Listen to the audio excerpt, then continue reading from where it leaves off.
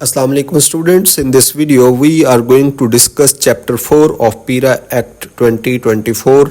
आज की इस वीडियो के अंदर हम चैप्टर 4 जो कि हेयरिंग ऑफिसर के बारे में है उसको डिस्कस करेंगे।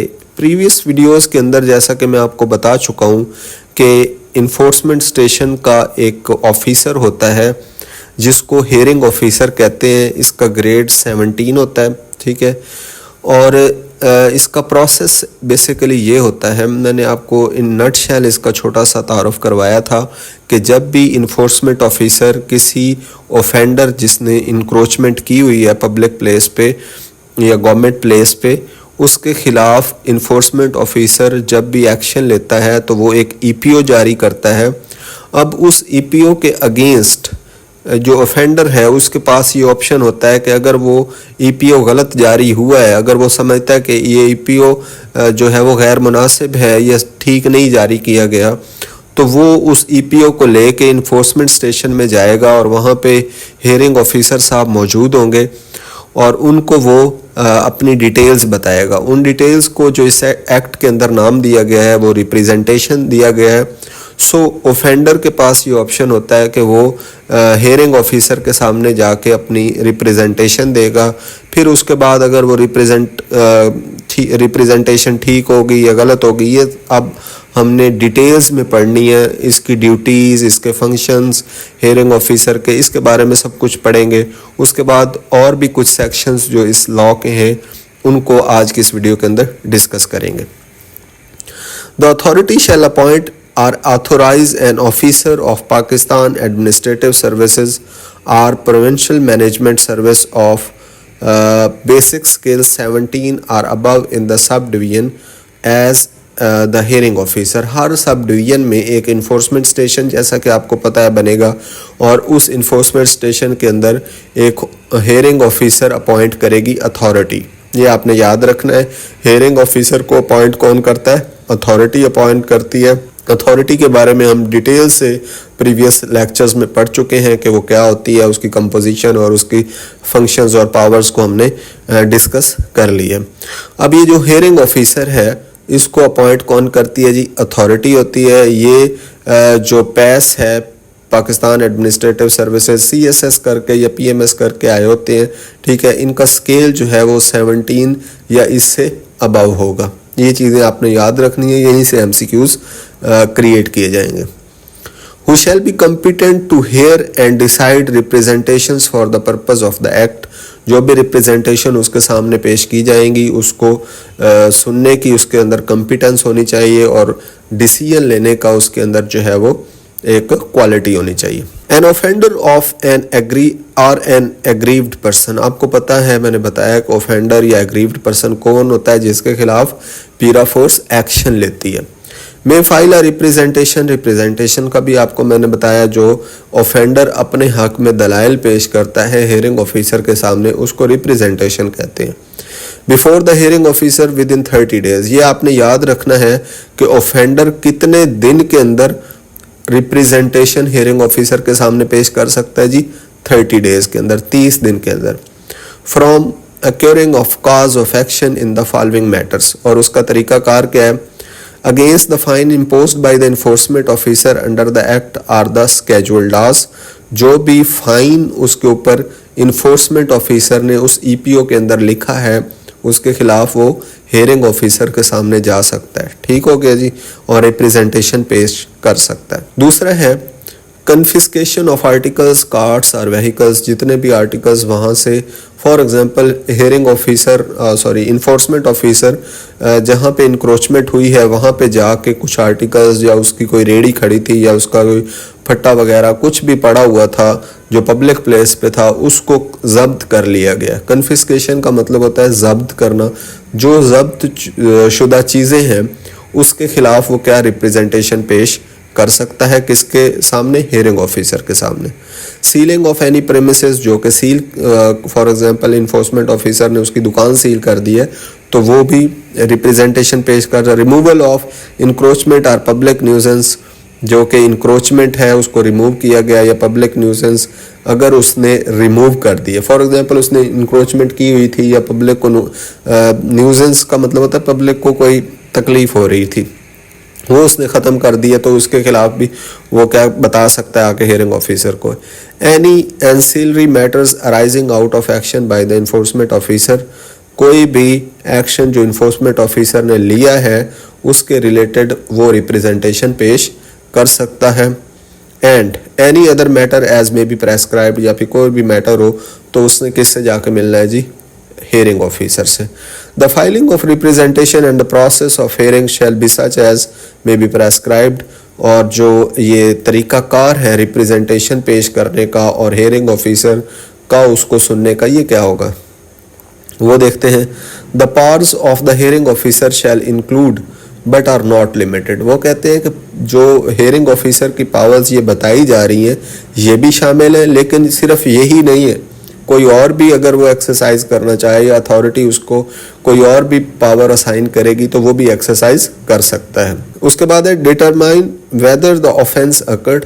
अब ये हेयरिंग ऑफिसर ने देखना है कि जो ईपीओ जारी हुआ है उस ऑफेंडर को, तो क्या उसने वाकया ही कोई जुर्म किया था। ठीक है, ये डिसीजन किसने करना है, हेयरिंग ऑफिसर ने। Determine whether the fine imposed by the enforcement officer is reasonable.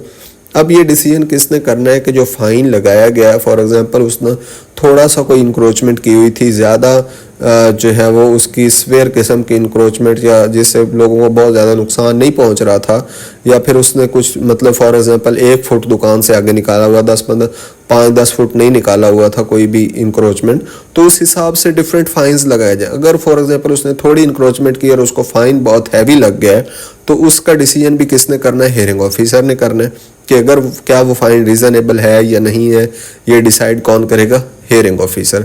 अगर फॉर एग्जांपल किसी को फाइन लगता है कि ज़्यादा कर दिया गया है तो वो हेयरिंग ऑफिसर के पास जाके डिस्कस कर सकता है, अपनी रिप्रेजेंटेशन दे सकता है। Reasonable and within the limits prescribed under the act and the scheduled laws, और जो जितना फाइन बताया गया उससे ज़्यादा तो नहीं लगा दिया गया, ये भी डिसाइड हेयरिंग ऑफिसर करेगा। Impose additional fine upon failure of representation and to recover the same. अब ये भी हो सकता है कि अगर जो ऑफेंडर है उसने फ़र्ज़ करें एक रिप्रेजेंटेशन पेश की थी, लेकिन उसने क्या किया कि वो उसने रिप्रेजेंटेशन पेश करने में कामयाब नहीं हुआ। ठीक है, जिस तरह उसको कामयाबी होनी चाहिए थी कि उसका जो स्टांस था कि उसने इंक्रोचमेंट नहीं की, लेकिन उसने वो रिप्रेजेंटेशन डिटेल्स नहीं बता सका जिसमें ये साबित हो कि उसने नहीं की, तो उस पर एडिशनल फाइन्स भी लगा सकता है इन्फोर्समेंट ऑफिसर, और कोई और उसको फाइन या उसको पनिशमेंट भी कर सकता है। Refund the fine imposed by the enforcement officer, जो इन्फोर्समेंट ऑफिसर ने उस पर इम्पोज किया फाइन उसको refund in case of successful representation. अगर फ़र्ज़ करें रिप्रेजेंटेशन सक्सेसफुल हो जाती है तो जो उसको फाइन लगाया गया था उसको रिफंड भी किया जा सकता है, in manner as may be prescribed. Impose fine in case the amount of fine proposed by the enforcement officer exceeds his peculiar limits, but he has sent a report to the hearing officer in this regard, keeping in view the severity of offence।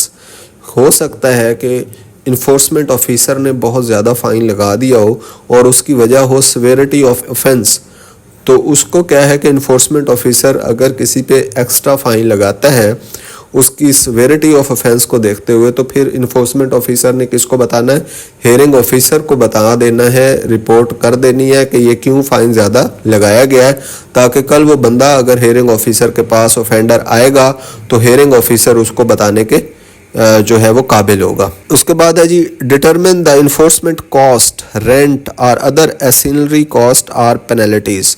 अब जितनी भी enforcement cost हुई हैं, rents या कोई भी इससे related cost या पेनल्टीज हैं, उनको डिटरमिन कौन करेगा, hearing officer on the report of sub divisional enforcement officer as may be prescribed. ठीक है जी, अब ये जो सब डिविजनल ऑफिसर एसडीओ साहब हैं वो बताएंगे हेयरिंग ऑफिसर को, और हेयरिंग ऑफिसर साहब उसको डिटरमिन करेंगे कि क्या ये सारी चीज़ें, ये कॉस्ट जो खर्चे हो रहे हैं, रेंट्स हैं, इन तमाम चीज़ों को ये ठीक है या नहीं है। Decide about the disposal of confiscated articles और आइटम्स, जो भी चीज़ें जब्त की गई हैं इंक्रोचमेंट के दौरान उनको अब कैसे डिस्पोज करना है, उनको बेचना है, उनको रखना है, कहाँ बेचना है, कैसे उनकी नीलामी करनी, ये तमाम चीज़ें कौन डिसाइड करता है? Hearing officer. ये आपने माइंड में रखना है। Decide about the sealed premises, जो सील हुई हैं उसके बारे में decision. Decide about auction of confiscated, वही नीलामी करना articles from the sealed premises as may be prescribed, जो सील्ड प्रेमिसेस है उसके अंदर जितनी भी चीज़ें पड़ी हैं उसको नीलाम करने का फैसला भी कौन कर सकता है जी? ऑक्शन करने का फैसला कौन कर? Hearing officer. Decide about the matters with regard to the encroachment under the act, encroachments के रिलेटेड जितने भी मैटर्स होंगे उनकी डिसीजन मेकिंग अथॉरिटी किसके पास है जी? हियरिंग ऑफिसर के पास। बस आपने ये माइंड रखना है कि इंक्रोचमेंट के रिलेटेड कोई भी अगर बात डिसीजन की तरफ चली जाती है तो उसका डिसीजन कौन लेगा? Hearing officer. Decide about the matters with regard to the public nuisance and the reasonableness of EPO issued by the public enforcement officer. उसके बाद मैटर्स वगैरह जो पब्लिक न्यूसेंस कितनी थी, ज़्यादा थी, थोड़ी थी, और ईपीओ जो उसके ऊपर फ़ाइन लगाया गया, जो ईपीओ जारी किया गया है उसको देखना है कि क्या वो सही है, गलत है, सवेयर है, ठीक है या ज़्यादा है। मतलब ये तमाम चीज़ें किसने डिसाइड करनी है जी? हियरिंग ऑफिसर साहब ने। Issue absolute order in furtherance of EPO. अच्छा, ये जो एब्सोल्यूट आर्डर है ये कौन जारी करता है? ये आपने याद रखना है, ये हमेशा हियरिंग ऑफिसर साहब जारी करते हैं। और क्यों जारी किया जाता है? ईपीओ की तायीद के लिए, इन फर्दरेंस ऑफ ईपीओ की तायीद के लिए कौन सा आर्डर जारी किया जाता है, ये भी आपसे पूछा जा सकता है। और एब्सोल्यूट आर्डर कौन जारी करता है, ये भी पूछा जा सकता है। तो एब्सोल्यूट आर्डर हियरिंग ऑफिसर जारी करता है, ईपीओ कौन जारी करता है? Enforcement officer. ठीक है जी। Its removal orders under the act, issue removal order. अगर फॉर एग्जांपल ईपीओ गलत है तो उसको रिमूव भी करवा सकता है कौन? Hearing officer. Get securities and bond with or without sureties as may be prescribed. जो श्योरिटीज, सिक्योरिटीज और बॉन्ड्स हैं वो विद या विदाउट श्योरिटीज जो है वो हासिल करना किसका काम है? हियरिंग ऑफिसर का। Analyze the requisition sent by the enforcement station and forward the same to the board. जो भी इन्फोर्समेंट स्टेशन है, रिक्वेजिशन का मतलब है वहाँ पे भर्ती, जितने भी वहाँ पे लोग मौजूद हैं, अगर वहाँ पे जो नफरी है वो ज़्यादा चाहिए तो एसडीओ साहब किसको बताएंगे? हियरिंग ऑफिसर को। हियरिंग ऑफिसर आगे बोर्ड को बताएगा, बोर्ड आगे किसको बताएगा? अथॉरिटी को बताएगा, अथॉरिटी आगे गवर्नमेंट को। तो ये एक तरीका कार है, ये एक हिरारकी है कि नीचे से ऊपर जा रही है। ठीक है जी। उसके बाद inspect any site or record, जितने भी रिकॉर्ड हैं, कोई भी साइट के कोई भी जगह है जहाँ पे इंक्रोचमेंट हो रही है वहाँ पे जाके उसको इंस्पेक्ट कर सकता है, उसकी छानबीन कर सकता है। Seek reports and summon the attendance of any concern person, ये क्या कर सकता है कि कोई भी फॉर एग्जांपल प्राइस कंट्रोल का कोई इदारा है, वहाँ से रिपोर्ट्स लेनी हो, वहाँ से किसी बंदे को बुलाना हो तो ये इसके पास अथॉरिटी है, ये उनको बुला सकता है, रिपोर्ट्स उनकी हासिल कर सकता है ताकि ये बेटर डिसीजन ले सके, इसके पास सारी इंफॉर्मेशन हो। Issue notices to the offender and concerned persons under the act or scheduled laws। उसके बाद जो ऑफेंडर है उसको कोई नोटिस देना है या कोई कंसर्न्ड पर्सन है ऑफेंस के रिलेटेड, उनको जितने भी नोटिस देने हैं वो कौन नोटिस इशू कौन करेगा जी? Hearing officer. Initiate, conduct and facilitate the inquiries to ascertain the facts regarding an offence. अब ये जो ऑफेंस हुआ है इसके रिलेटेड कोई इंक्वायरी करनी है तो उसको शुरू भी ये करवाएगा, कंडक्ट, और उसकी हेल्प भी ये कौन करेगा? फैसिलिटेट भी कौन करेगा? Hearing officer. Or the complaints regarding the employees, या फिर किसी भी एम्प्लॉय के खिलाफ कोई कंप्लेन आती है तो वो भी कौन डील करेगा? हियरिंग ऑफिसर करेगा। ठीक है जी। इंक्वायरीज कौन करवाएगा? Hearing officer. जो ये आपका इन्फोर्समेंट स्टेशन है इसके अंदर इंक्वायरीज वगैरह हियरिंग ऑफिसर साहब करवाएंगे। Take into account any mitigating or aggravating factor. कोई भी मिटिगेटिंग फैक्टर का मतलब होता है कम करने वाला, एग्रीवेटिंग फैक्टर कोई भी ऐसा फैक्टर जिससे किसी की इज्जत कम हो रही हो, किसी को तकलीफ हो रही हो, ऐसे तमाम फैक्टर्स को देखना किसका काम है जी? हियरिंग ऑफिसर का। Decide the representation filed by the offender or aggrieved person in such manner and within such time as may be prescribed। और जो रिप्रेजेंटेशन है उसके बारे में फैसला देना किसका काम है जी? हेयरिंग ऑफिसर का। रिड्रेस ग्रीवियंस, जो ग्रीवियंस मतलब ये तकलीफ पहुंची है उसको रिड्रेस करना। रिड्रेस का मतलब है कि उसका अजाला करना, ठीक है। On the complaint filed by the aggrieved person against the transgression of any employee in the concerned subdivision। Her sub division के अंदर अगर किसी बंदे को कोई तकलीफ़ पहुंची है किसी भी जो पीरा एक्ट है इसके एक्शन की वजह से, तो उसकी रिड्रेस कौन करेगा? हेयरिंग ऑफिसर के। उसका अजाला कौन करेगा? हेयरिंग ऑफिसर उसकी बात सुनेगा और ऑफेंडर की बात सुनने के बाद उसके जो एक्शन प्रॉपर लेना है, मुनासिब जो एक्शन लेना है वो कौन लेगा? Hearing officer. Provide interim relief to the aggrieved person in such manner as may be prescribed. कोई रिलीफ अगर देना चाहे एग्रीव्ड पर्सन या ऑफेंडर को तो वो कौन दे सकता है? Hearing officer. उसके अलावा कोई ऑफिसर नहीं दे सकता। उसके बाद इसका काम है सुपरवाइज करना, मॉनिटर करना and review the progress and performance of enforcement station. Enforcement station के अंदर जितना भी काम हो रहा है ना, उस काम को मॉनिटर कौन करेगा? Hearing officer. उस काम को सुपरवाइज कौन करेगा? Hearing officer. और जो प्रोग्रेस है उसकी रिपोर्ट कौन लेगा? Hearing officer. मतलब ये जो इन्फोर्समेंट स्टेशन है इसका हेड समझ लें हेयरिंग ऑफिसर है। जो इस पूरी इन्फोर्समेंट स्टेशन के अंदर काम हो रहा है उसकी रिपोर्ट्स, उसको मैनेज करना, उसको सुपरवाइज मॉनिटर करना, ये सारा काम हेयरिंग ऑफिसर साहब का है, ठीक है जी।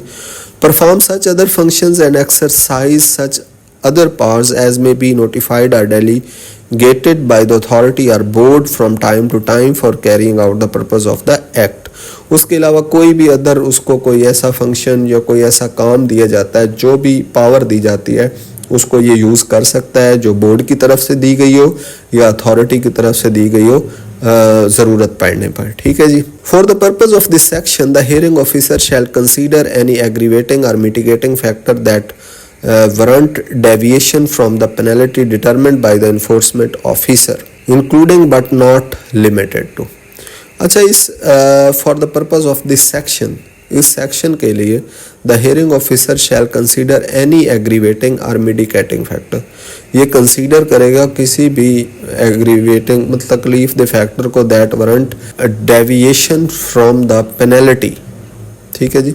मतलब कि डेविएशन फ्रॉम द पेनल्टी जो फाइन किया गया था उससे हट के determined bye the enforcement officer, जो इन्फोर्समेंट ऑफिसर ने जो फाइन लगाया है अगर वो प्रेस्क्राइब्ड पेनल्टी से हट के है तो उसका डिसीजन कौन करता है? ये आपको मैंने बता दिया था, हियरिंग ऑफिसर। उसके बाद डिसीजन करेगा कि जो इन्फोर्समेंट ऑफिसर ने फाइन लगाया है उसकी ग्रेविटी क्या है, उसकी ड्यूरेशन क्या है, ये ऑफेंस जो हुआ है ना ऑफेंस, उसकी ग्रेविटी, उसकी शिद्दत और उसका ड्यूरेशन कि वो कितने अरसे के लिए हुआ है, ये तमाम चीज़ें देखते हुए वो क्या करेगा? उसके डिसीजन लेगा hearing officer. Any effort made by the offender to correct the offence or mitigate its impact, वो देखेगा कि जो ऑफेंडर है उसने कोई कोशिश की है उस ऑफेंस को ख़त्म करने के लिए या उसके असर को ख़त्म करने के लिए या नहीं।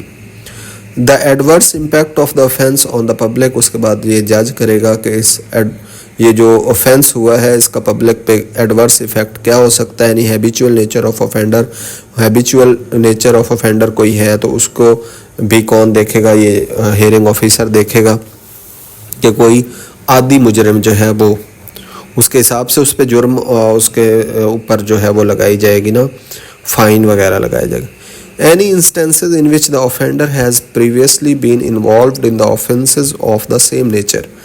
Gender and age of the offender, age और जेंडर को डिटरमिन करना बड़ा ज़रूरी है ताकि उसके हिसाब से उसके खिलाफ एक्शन लिया जाए, क्योंकि जो 18 साल से कम हैं उनको जुवेनिल कैटेगरी में देखा जाता है, बच्चों की कैटेगरी में। उनके लिए कोर्ट्स और कुछ प्रोसेस जो है वो ट्रायल का डिफरेंट है, उसके अलावा जो अडल्ट हैं उनके लिए डिफरेंट है। तो ये सारी चीज़ें जेंडर वीमेन के लिए और है, मेल के लिए और है, तो ये चीज़ें डिटरमिन करनी। Any other factor that the hearing officer में डीम फिट, और उसके अलावा कोई भी फैक्टर जो हियरिंग ऑफिसर को अच्छा लगे वो उसको कंसीडर कर सकता है। अच्छा जी, नेक्स्ट चलते हैं जी सेक्शन 17 की तरफ, प्रोसीजर एट हियरिंग। अब एक बंदा हियरिंग रिप्रेजेंटेशन लेके हियरिंग ऑफिसर के पास आ गया। अब उसका प्रोसेस क्या है?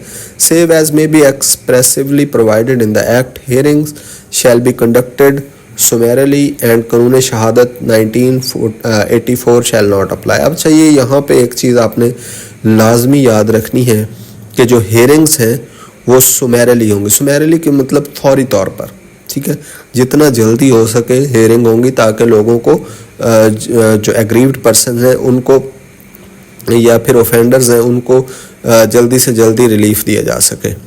और इसमें कानून शहादत के जितने भी रूल्स हैं वो अप्लाई नहीं होते। हियरिंग प्रोसीजर के अंदर कानून शहादत के रूल अप्लाई 1984 वाले के नहीं होते, ये आपने याद रखना है। ये MCQs यहाँ से बन सकता है कि कानून शहादत 1984 वाले रूल्स हियरिंग प्रोसीजर के अंदर अप्लाई होते हैं या नहीं, तो नहीं अप्लाई होते। ठीक है जी। All proceedings may be audio video recorded by the hearing officer. अब ये जो हियरिंग ऑफिसर के पास एक ऑफेंडर आ गया, अपनी रिप्रेजेंटेशन पेश कर रहा है, वो तमाम चीज़ें रिकॉर्ड होंगी, उसकी वीडियो भी रिकॉर्ड होगी, उसकी ऑडियो भी रिकॉर्ड होगी। To ensure transparency and for purpose of maintaining record of all proceeding, ताकि वो जो प्रोसीडिंग हो रही है उसकी ट्रांसपेरेंसी को इंश्योर किया जाए कि किसी के साथ कोई ज्यादती नहीं हो रही, और क्या हो कि उसका रिकॉर्ड भी हो हमारे पास। ठीक है जी। उसके बाद इन्फोर्समेंट ऑफिसर में अटेंड द हियरिंग। जो इन्फोर्समेंट ऑफिसर जो EPO लगा के आया था ऑफेंडर पर, वो भी हियरिंग को अटेंड कर सकता है। ठीक है, but is not required to do so, लेकिन उसके लिए ज़रूरी नहीं है कि हियरिंग के अंदर आए। सिर्फ हियरिंग ऑफिसर और ऑफेंडर आपस में रिप्रेजेंटेशन कर सकते हैं।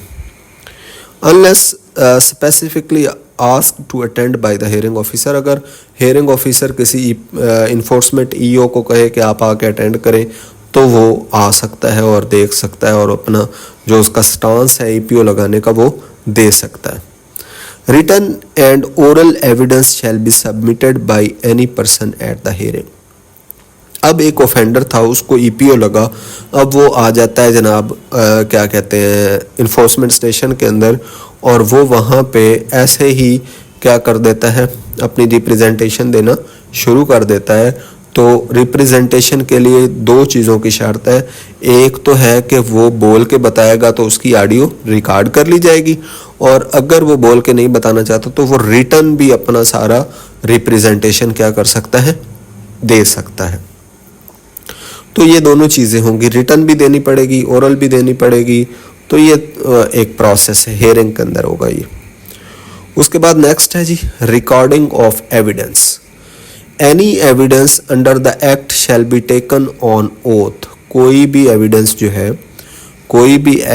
जो है वो क्या होगा, ओथ पर लिया जाएगा, मतलब है उसका हलफ लिया जाएगा। और affirmation except as may be otherwise provided be recorded kept and maintained in the prescribed manner। और ये रिकॉर्ड एविडेंस जो है उसको रिकॉर्ड भी किया जाएगा, मेंटेन भी किया जाएगा और रखा जाएगा। ठीक है जी। Any document that is required or authorized to be filed given or delivered to the hearing officer under the act may be filed. कोई भी डॉक्यूमेंट जो चाहिए होगा या ऑथोराइज्ड टू बी फाइल्ड, जो भी हियरिंग ऑफिसर को डॉक्यूमेंट चाहिए होगा, given or deliver to the hearing officer, वो हियरिंग ऑफिसर को दे दिया जाएगा एक्ट के तहत। Given or deliver electronically in the manner as may be prescribe, तो वो इलेक्ट्रॉनिकली भी उसको दिया जा सकता है। ये रिकॉर्डिंग ऑफ एविडेंस हो रहा है बेसिकली। तो एविडेंस कैसे आएगा, इलेक्ट्रॉनिकली भी आ सकता है, वो ऑथोराइज्ड ऑफिसर या फिर हियरिंग ऑफिसर उसको डॉक्यूमेंट की शक्ल में भी रख सकता है। और वो आपको पता तो है कि ऑडियो और वीडियो तो वैसे ही बन रही होगी। उसके बाद बात करते हैं चैप्टर 5 की, जो कि एस्टेब्लिशमेंट ऑफ इन्फोर्समेंट स्टेशंस के बारे में है। कि जो इन्फोर्समेंट स्टेशंस बनाए जा रहे हैं, ये जैसा कि पुलिस स्टेशन होते थे, तो पीरा के जो पुलिस स्टेशन है उनका नाम क्या है, इन्फोर्समेंट स्टेशन। तो ये कैसे बनाए जाएंगे, कैसे एस्टेब्लिश किए जाएंगे, वो चैप्टर 4 के अंदर डिस्कस करते हैं। पहले नंबर पर 19 सेक्शन है जी इन्फोर्समेंट स्टेशंस के बारे में। The government by notification establish or declare any place or premises not including a police station generally are specifically to be an enforcement station for the purpose of the act। अच्छा, ये enforcement station कौन बनाएगा? Authority नहीं बनाएगी, board नहीं बनाएगा, कौन बनाएगा? गवर्नमेंट। सबसे बड़ा कौन होता है? गवर्नमेंट होता है, उससे छोटा अथॉरिटी, उससे छोटा बोर्ड, उससे छोटा जो है वो इन्फोर्समेंट स्टेशन होता है। तो इन्फोर्समेंट स्टेशन का जो नोटिफिकेशन है वो गवर्नमेंट देगी। Establish or declare any place or, किसी भी प्लेस या प्रेमिसेस जो गवर्नमेंट की है उसको डिक्लेयर कर सकती है गवर्नमेंट। क्या चीज़? Enforcement station. लेकिन इसमें पुलिस स्टेशन जो ऑलरेडी है उनको इन्फोर्समेंट स्टेशन नहीं डिक्लेयर किया जाएगा। ये आपने याद रखना है, इससे एमसीक्यूज बन सकता है कि enforcement station can be any place, ठीक है, गवर्नमेंट प्लेस, हॉस्पिटल, उसके बाद क्या कहते हैं इसको, पुलिस स्टेशन, ठीक है जी। इस तरह के ऑप्शंस आपको दिए जा सकते हैं। उसके बाद वो पूछा जा सकता है कि कौन सी ऐसी जगह है जिसको इन्फोर्समेंट स्टेशन नहीं बनाया जा सकता, तो पुलिस स्टेशन है। Generally or specifically to be enforcement station for the purpose of the act. इस एक्ट को इम्प्लीमेंट करवाने के लिए इन्फोर्समेंट स्टेशन बनाए जा रहे हैं। उसके बाद there may be one or more enforcement station for each sub division. जैसा कि मैं आपको बता चुका हूँ कि सबसे बड़ी होती है जी कंट्री, कंट्री के अंदर होते हैं प्रोविंसेस, प्रोविंसेस के अंदर होते हैं जी डिवीजन्स, डिवीजन्स के अंदर होती हैं डिस्ट्रिक्ट्स, और डिस्ट्रिक्ट्स के अंदर होती हैं सब डिवीजन्स। और इन सब डिवीजन्स के अंदर क्या होंगे? Enforcement stations. और एक सब डिवीजन के अंदर एक या एक से ज़्यादा सब इन्फोर्समेंट स्टेशन बनाए जा सकते हैं। अब वो आपसे एमसीक्यूज में ये भी पूछ सकता है कि एक सब डिवीजन के अंदर कितने इन्फोर्समेंट स्टेशन होंगे? एक होगा, दो होंगे, तीन होंगे, वन और मोर होंगे। तो आपने क्या कहना है? एक या एक से ज़्यादा। There may be one or more enforcement station for each sub division. कोई सब डिवीजन ऐसी भी होती है जो बड़ी होती है, तो जितनी बड़ी होगी उसके लिए फिर ज़्यादा इन्फोर्समेंट स्टेशन होंगे ताकि वो इफ़ेक्टिवली वहाँ पे जो है वो इम्प्लीमेंटेशन ऑफ पीरा एक्ट हो सके। Sub division having such territorial jurisdictions as may be specified by the government. और इसकी गवर्नमेंट ही क्या करेगा? ज्यूरिस्डिक्शंस तय करेगा। उसकी हदूद जो है वो कौन तय करेगी? गवर्नमेंट तय करेगी। इन्फोर्समेंट स्टेशन कौन बनाएगी? गवर्नमेंट बनाएगी। इन्फोर्समेंट स्टेशन कोई भी प्लेस हो सकती है सिवाय पुलिस स्टेशन के। इन्फोर्समेंट स्टेशन एक सब डिवीजन में एक भी हो सकता है, एक से ज़्यादा भी हो सकते हैं। ठीक हो गया जी। उसके बाद नेक्स्ट चलते हैं। Each enforcement station shell consist of, her enforcement station की, अब हम पढ़ रहे हैं इन्फोर्समेंट स्टेशन की कंपोजिशन। इससे पहले हमने अथॉरिटी की कंपोजिशन पढ़ी, फिर बोर्ड की पढ़ी, अब enforcement station. One sub divisional enforcement officer, एक SDEO साहब होंगे जो कि ये जॉब्स आई हुई हैं। One sub divisional enforcement officer not below the rank of basic scale 16। So sub divisional officer 16वें ग्रेड का ऑफिसर होगा। एक तो सबसे बड़ा इन्फोर्समेंट स्टेशन के अंदर वो बंदा बैठा होगा, ठीक है जी।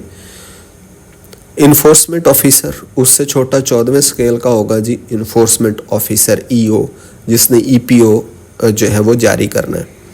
Not below the rank of 14 scale. उसके बाद इन्वेस्टिगेशन ऑफिसर होगा, ये EO से छोटा होगा, not below the rank of 11 scale. उसके बाद सर्जेंट्स होंगे, sergeants not below the rank of basic scale 7 and staff support staff, ठीक है जी।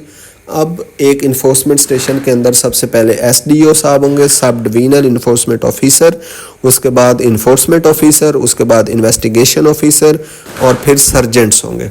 उसके बाद सर्जेंट्स होंगे। सर्जेंट्स क्या होते हैं जी? ये जो पुलिस ऑफिसर्स होते हैं, कांस्टेबल्स होते हैं, उनके बराबर रैंक होगा, 7th रैंक होगा सर्जेंट्स का। उसके बाद सपोर्ट स्टाफ होगा। सपोर्ट स्टाफ क्या होता है? जो कंप्यूटर वर्क होता है और जो क्लरिकल वर्क्स होता है उसके लिए भी एक स्टाफ होगा। The authority may also appoint such additional person at each enforcement station as may be required for carrying out the purpose of the act. अब ये एक्ट को इम्प्लीमेंट करने के लिए अगर कोई बंदा चाहिए तो अथॉरिटी जो है वो उसको भी अपॉइंट कर सकती है। तो ये कौन कर सकती है अपॉइंट इन्फोर्समेंट स्टेशन के ऊपर? Authority.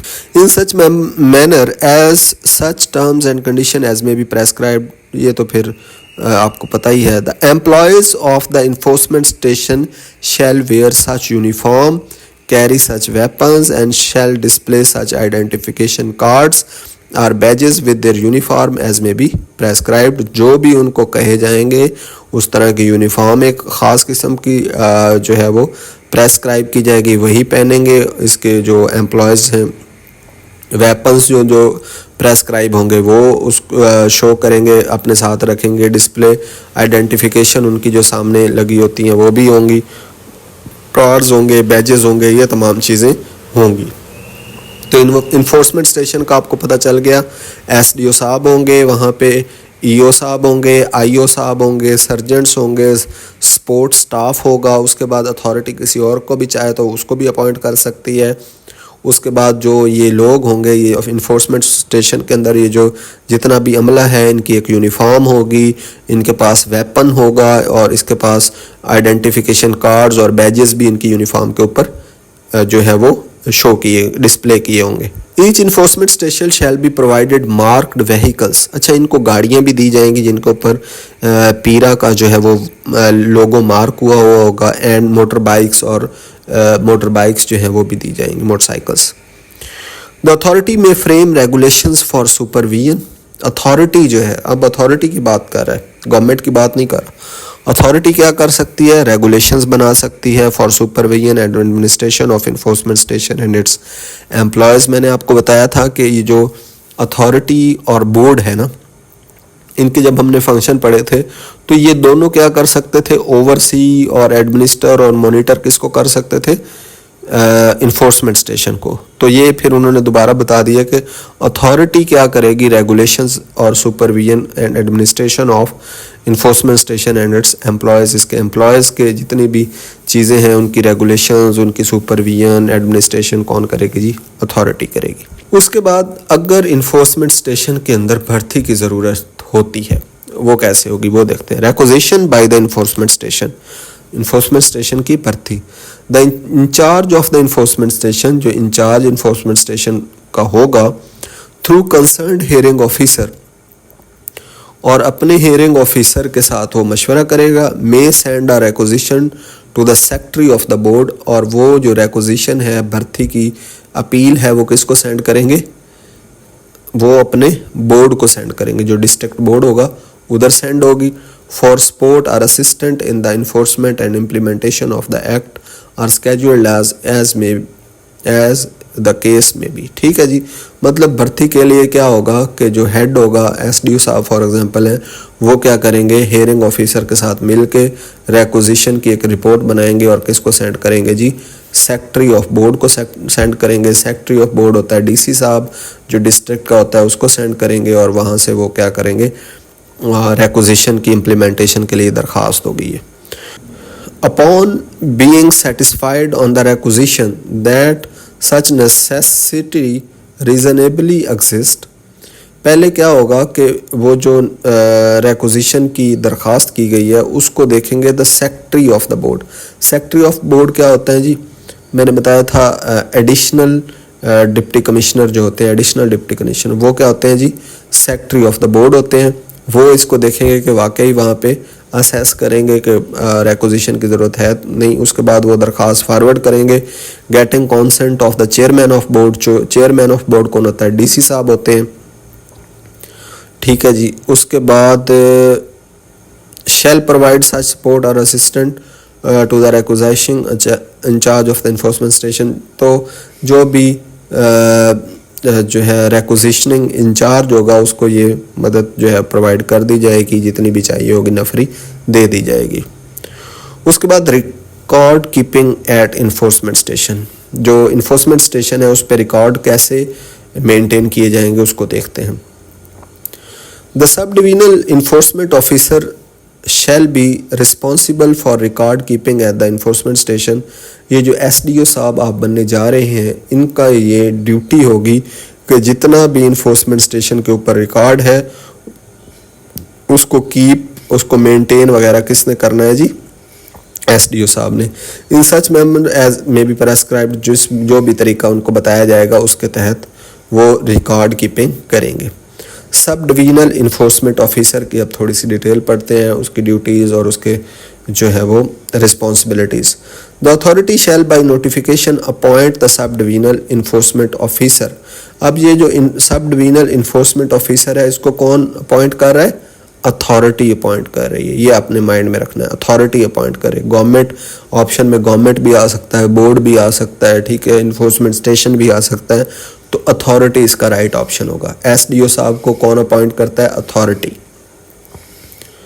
For every enforcement station in the prescribed manner. उसके बाद जी हर इन्फोर्समेंट स्टेशन के अंदर एक एसडीओ होगा, एसडीईओ होगा, जो कि सब डिवीजनल इन्फोर्समेंट ऑफिसर है। The sub-divisional enforcement officer shall possess such qualifications and perform such powers and functions as may be prescribed। जो भी चाहिए होंगी वो उसकी क्वालिफिकेशन जो है वो अथॉरिटी तय करेगी, उसके मुताबिक उसके पावर्स और फंक्शंस उसको दिए जाएंगे।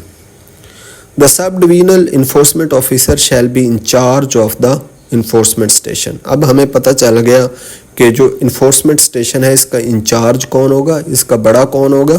सब divisional officer, sub divisional enforcement officer incharge, and shall be responsible for the purpose of enforcement and implementation of the act and scheduled laws. और ये जो जितना भी काम ये जो एक्ट के तहत बताया जा रहा है या स्केड्यूल्ड लॉज का है, उसकी इन्फोर्समेंट को यकीनी किसने बनाना है? एसडीओ साहब ने, एसडीईओ साहब ने, और यही इंचार्ज होता है इन्फोर्समेंट ऑफिस इन्फोर्समेंट स्टेशन का।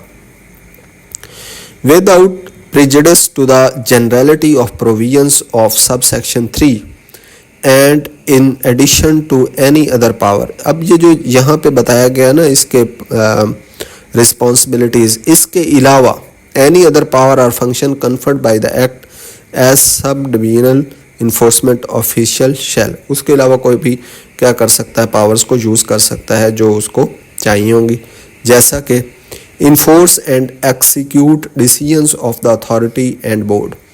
जो अथॉरिटी और बोर्ड ने डिसीजंस, रूल्स एंड रेगुलेशंस बना के भेजे होंगे उनकी इन्फोर्समेंट करवाना, पूरे सब डिवीजन के अंदर उनको लागू करवाना किसका काम होगा जी? एसडीईओ साहब का। Enforce the provision. अच्छा, ये वाला सेक्शन बहुत इंपॉर्टेंट है क्योंकि अगर आप एसडीईओ की जॉब पे अप्लाई कर रहे हैं तो ये इस सेक्शंस में से ज़्यादा सवाल आपसे पूछे जाएंगे क्योंकि ये आपके रिलेटेड होंगे और आपकी जॉब के रिलेटेड होंगे। Enforce the provisions of the act and scheduled laws. जितने भी स्केड्यूल्ड लॉज और इस एक्ट के अंदर प्रोविजंस हैं, लॉज एंड रेगुलेशंस हैं, उनको इन्फोर्स करवाना। Supervise inspection bye the enforcement officer. Enforcement officer जितने भी इंस्पेक्शंस करता है वो किसके तहत रह के करता है जी? एसडीईओ के साथ तहत रह के करता है, उसकी सुपरविजन में करता है। Issue notice or summon to the offenders. किसी भी ऑफेंडर को बुलाना हो इन्फोर्समेंट स्टेशन में, उसके लिए नोटिस कौन या समन कौन इशू करता है? एसडीईओ साहब इशू करते हैं। And concern scheduled laws. उसके बाद initiate, conduct and facilitate inquiries. कोई भी इंक्वायरी करनी हो, किसी के खिलाफ कोई भी फैक्ट्स या फिगर्स को कलेक्ट करना हो, उसको इनिशिएट करना, उसको कंडक्ट करना, फैसिलिटेट करना, ये काम किसका है? एसडीईओ साहब का है क्योंकि वो इंचार्ज है। उसके बाद एक बहुत इंपॉर्टेंट काम है जी, register FIRs, first information reports जिसको कहते हैं। ये किसका काम है? इन्फोर्समेंट ऑफिसर का। अब आपसे पूछा जा सकता है कि एफआईआर कौन रजिस्टर कर सकता है? Hearing officer, enforcement officer, investigation officer या सब डिवीजनल इन्फोर्समेंट ऑफिसर। तो इसका एसडीईओ साहब जो है वही एफआईआर को क्या कर सकते हैं? रजिस्टर कर सकते हैं। Conduct investigations as provided in the code. कोई भी इन्वेस्टिगेशन वगैरह करनी हो। उसके बाद मेक अरेस्ट। अरेस्ट करना किसका काम है? एसडीईओ का साहब। ये क्या करेंगे? अरेस्ट के लिए जो है वो हुक्मनामा जारी करेंगे। एफआईआर भी ये रजिस्टर करेंगे, उसके बाद अरेस्ट के लिए भी ये हुक्म देंगे। Submit reports to the magistrate. जो मैजिस्ट्रेट होगा, जो जज होगा, उसको रिपोर्ट्स, अगर कोई भी इसके खिलाफ जज के पास या मैजिस्ट्रेट के पास जाता है केस, तो उस रिपोर्ट्स जो होंगी जितनी भी उसके खिलाफ जो इन्होंने डाटा कलेक्ट किया होगा, तो वो रिपोर्ट्स कौन देगा? SDEO साहब सब मैजिस्ट्रेट को देंगे। Recover enforcement cost and penalties, जितनी भी इन्फोर्समेंट कॉस्ट लगी है, कोई भी पेनल्टीज़ लगाई गई हैं, उनको इकट्ठा करना किसका काम है? SDEO का काम है। ठीक है जी। आपने पढ़ा पहले एक हमने हेयरिंग ऑफिसर की भी बात की है, वो क्या करता था कि ये जो कॉस्ट होती थी, पेनल्टीज़, इनको डिसाइड करता था कि ये कितनी होंगी, और रिकवर करना किसका काम है? SDEO के साथ। ये फ़र्क आपने समझ गए।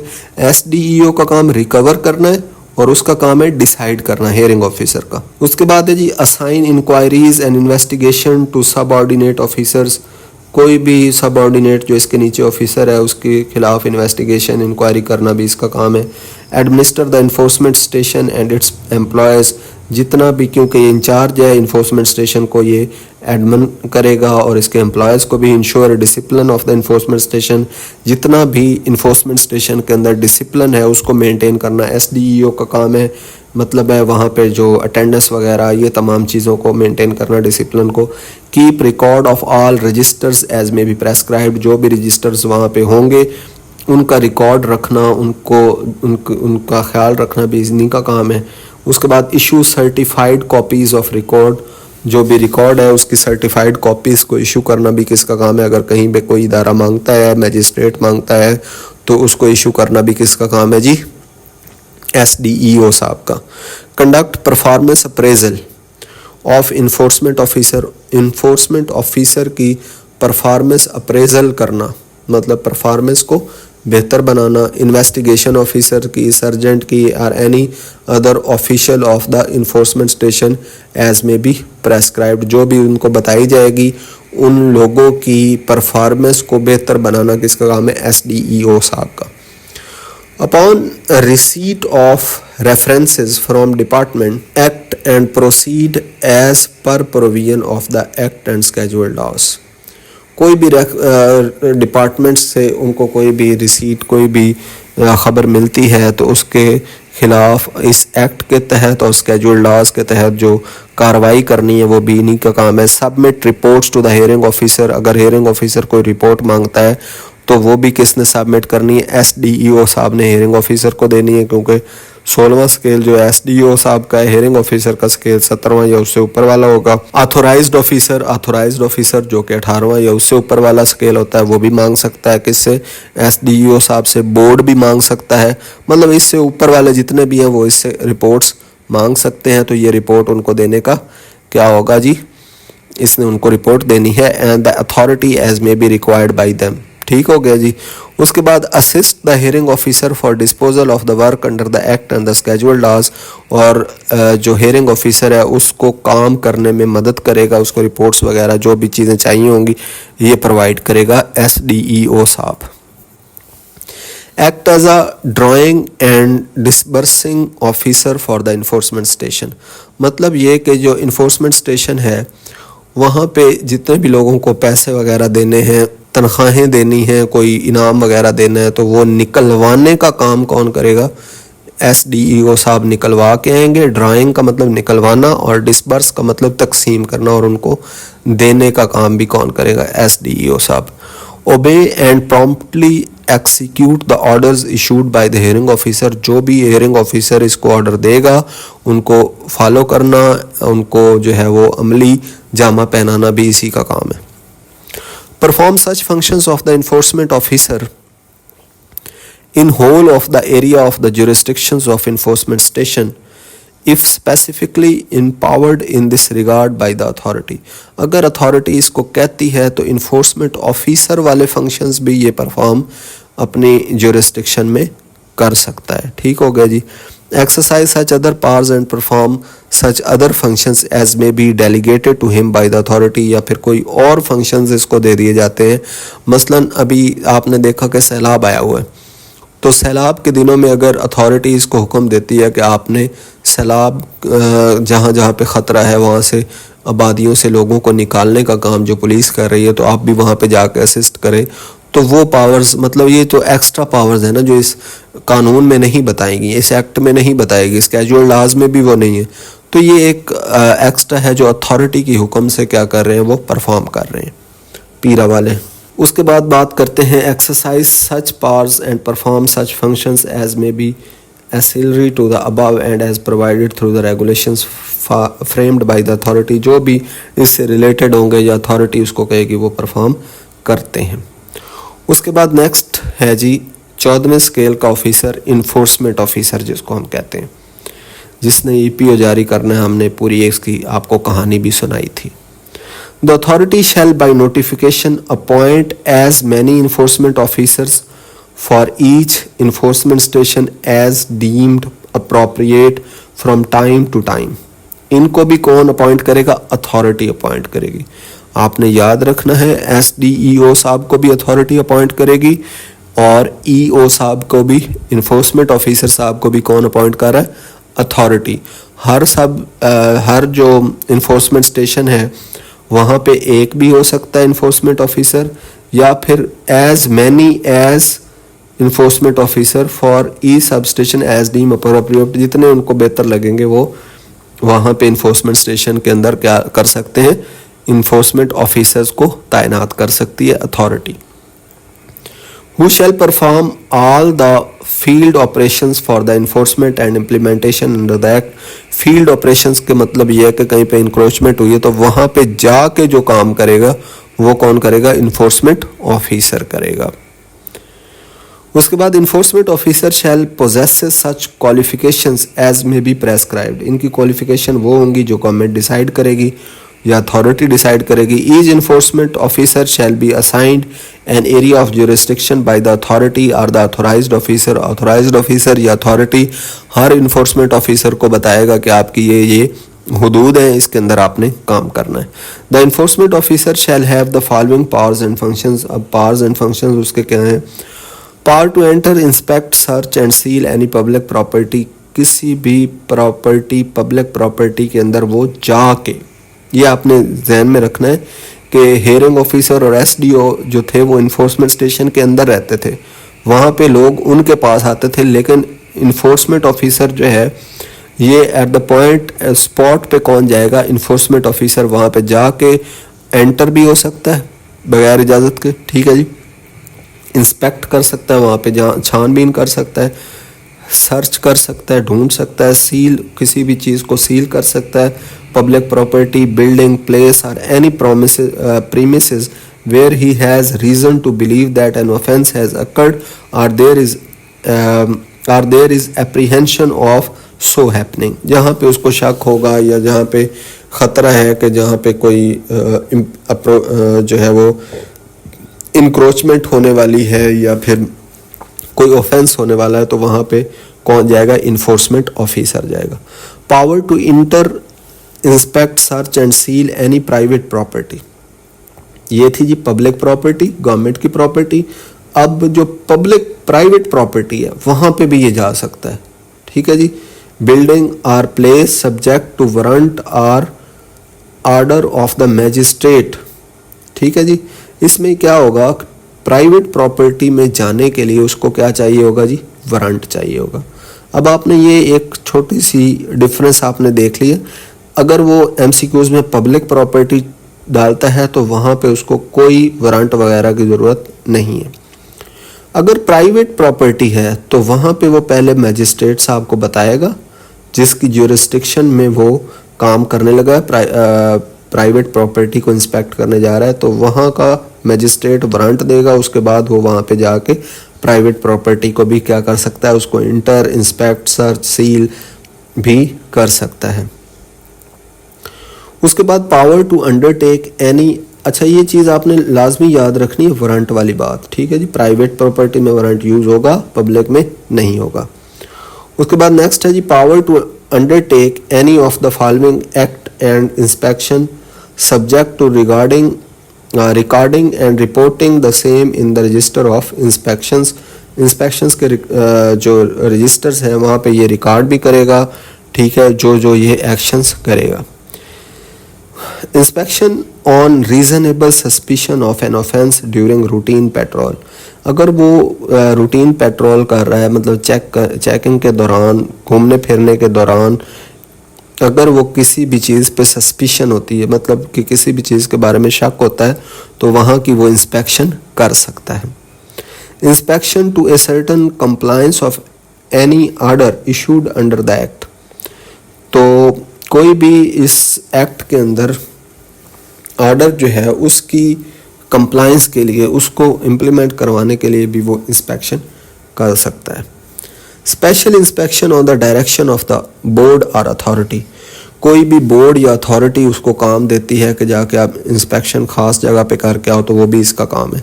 इन order to collect any electronic evidence for investigation, या फिर कोई भी फॉर एग्जांपल इलेक्ट्रॉनिक किसी कहीं पे जाकर वीडियो बनानी है, ऑडियो लेनी है, तो वो भी ये काम करेगा अथॉरिटी और बोर्ड के कहने पे। इंस्पेक्शन ऑन द रीजनेबल और credible information by the whistle blower. जो विसल ब्लोअर रीजनेबल और क्रेडिबल इंफॉर्मेशन देगा, उस बुनियाद पर इंस्पेक्शन ये कर सकता है। Inspection on reference from the department. कोई भी डिपार्टमेंट उसको कोई रेफरेंस देता है तो उसकी बुनियाद पे भी ये इंस्पेक्शन करेगा।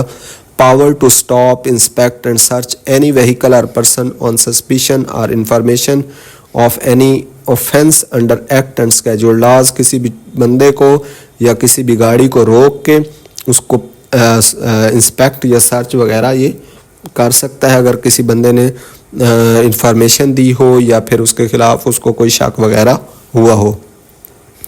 सीजर ऑफ एनी आइटम, किसी भी चीज़ को सीज करना, पकड़ लेना। गुड्स, आर्टिकल और property that is used in or relevant to prove the commission of a violation. कोई भी प्रॉपर्टी जिसके थ्रू वायलेशन हो रही थी, ऑफेंस हो रहा था, उसको जो है वो जब्त करना कर सकता है। ठीक है जी। Provided that every such item shall be listed in the register of seized item. एक खास रजिस्टर होगा जिसके अंदर सीज्ड आइटम का रिकॉर्ड होगा, वहाँ पे हर चीज़ लिखी हुई होगी। In the prescribed manner and receipt should issued to the offender. और उसकी रसीद जो है, जो भी चीज़ जब्त की जाएगी, उसकी रसीद जो है वो ऑफेंडर को जिसकी जब्त की गई है उसको थमा दी जाएगी। Power to arrest and offender as provided under the act and in the code. किसी भी ऑफेंडर को अगर आपने अरेस्ट करना चाहते हैं तो आप अरेस्ट कर सकते हैं। कौन? इन्फोर्समेंट ऑफिसर साहब। Power to use reasonable force in case of retaliation और ऑब्स्ट्रक्शन वाइल परफॉर्मिंग फंक्शन। जो इनका काम है उसके दौरान अगर कोई बंदा आगे से रिटेलिएट करता है या कोई भी बंदा आगे से ऑब्स्टिकल क्रिएट करता है तो ये उसके खिलाफ फोर्स का इस्तेमाल भी कर सकते हैं।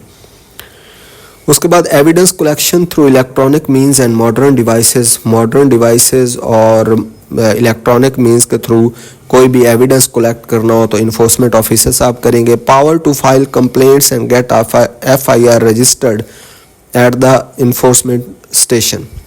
इसके पास पावर है कि किसी भी बंदे के पास खिलाफ क्या करेगा, कंप्लेंट दर्ज करेगा, इन्फोर्समेंट स्टेशन में जाएगा और उसके खिलाफ क्या है FIR दर्ज करवा देगा SDEO को कह के। उसके बाद एक्सरसाइज एनी और all powers interested to an inspector, designated officer, authorized officer or any other enforcement officer by whatsoever name called under the scheduled laws।